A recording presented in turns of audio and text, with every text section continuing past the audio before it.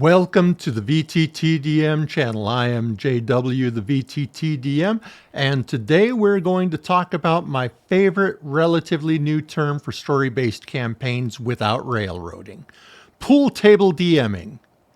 Why do we need this term? Many of us DMs, GMs would try to describe how we run games that tell a single interconnected story, but without it becoming one giant railroad, and we couldn't. There was the term linear campaign, but that didn't really fit as the players have a lot more agency than just going in a straight line like a railroad. I also used to describe it as having the PCs go from A to Z, but that anything can happen between A and Z, which, while correct, didn't evoke what was really happening. So how could we describe a story-based campaign with specific story-relevant objectives that crop up from time to time, but is otherwise a sandbox? By the way, those story-relevant things can change as the story goes on, and events and player choices change what's relevant and possibly even what the end goal is. Never have more details planned for the future events of a campaign more than a few sessions ahead. Now, a campaign story with an overarching plot should have boundaries, but should also allow anything to happen within those boundaries. And eventually there's a story resolution, like on a pool table. Hence, pool table game mastering is a perfect term. It was coined, as far as I know, by Mike Shea of Sly Flourish. He presents it in an episode of his Lazy DMs talk show. Now, I've put the link in the description below so you can check out his original take on this, which is brilliant. The concept is simple but complex. I'll dive into this in 3 levels. First, the main metaphor. Basically, the table is the overarching story and all the possibilities within it. The pool cue, the stick, is the players. The cue ball is the PCs. Now, the pool cue hitting the cue ball is the players making decisions, sending the PCs off in whatever direction they want. Everything on the table can be anywhere, in an infinite array of positions, and knocking into each other and changing where everything is relative to everything else. That represents what's happening in the story, in the campaign at that time. Now, that's all you need to understand the metaphor. But let's get a little more detailed about a few things. The other balls are the other story elements, like quests, NPCs, and smaller story arcs, which may be pool tables of their own. The pockets are the resolutions, the final states of all the balls. The 8-ball is the climax. Often, but not always, that's the final confrontation with the BBEG. Sinking the 8-ball at the right time, resolving that climax, is the objective of the overall story. I could stop right there. You can see now why this is such a great description of how to do things like have a story related to an overarching bad guy doing overarching things, but letting the characters go wild. But let's go deeper still. First, the table has boundaries. Another way to look at the table is as the campaign world, and the characters stay within that world. All the places on the table represent the different scenarios and states and conditions in the story, and the positions of the balls relative to each other are another level of that, which we'll get to in a bit.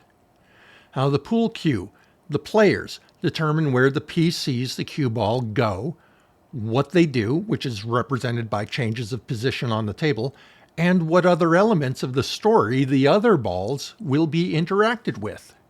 The cue ball, the PCs, is the active principle in game. It moves from scenario and condition to another scenario and condition and changes the conditions of the other balls. The other balls, the side quests, major NPCs, MacGuffins, smaller story arcs, etc., affect what's going on with each other, including the cue ball. When one gets hit, it changes everything. Maybe a MacGuffin isn't needed anymore and can be dropped into a pocket. Maybe the location of a dungeon changed. Maybe that ball went from being one NPC to a different NPC in a different location. As story elements are either dropped, completed, or have done their part, then the action of the PCs eventually drop these balls into the pockets. Those elements have been removed from the story going forward. While their past existence on the table may influence events going forward, they themselves can no longer be interacted with or directly influence things now. Non-cue balls often bump into others and drop those into pockets. It's all part of the fun. And sometimes that's indicative of planned pieces of the story that simply didn't work anymore, and so you drop them. Also, notice that as there are multiple pockets in various directions, resolutions can happen in an infinite number of very different ways. Now, one difference from regular pool is that as elements are removed from the table into pockets, the players and DM can choose to add more elements, or they can agree to just plow forward toward the resolution. Which brings us to the 8-ball, which is probably the BBEG/climax, but it could also be dealing with the fallout from whatever negative effects were created while trying to stop the BBEG or fulfilling a side quest, etc. Like maybe you accidentally started a war or something.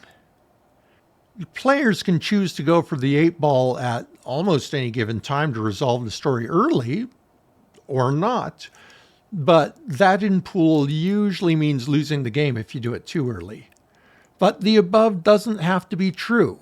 The outcome of the resolution is entirely up to the players in the situation.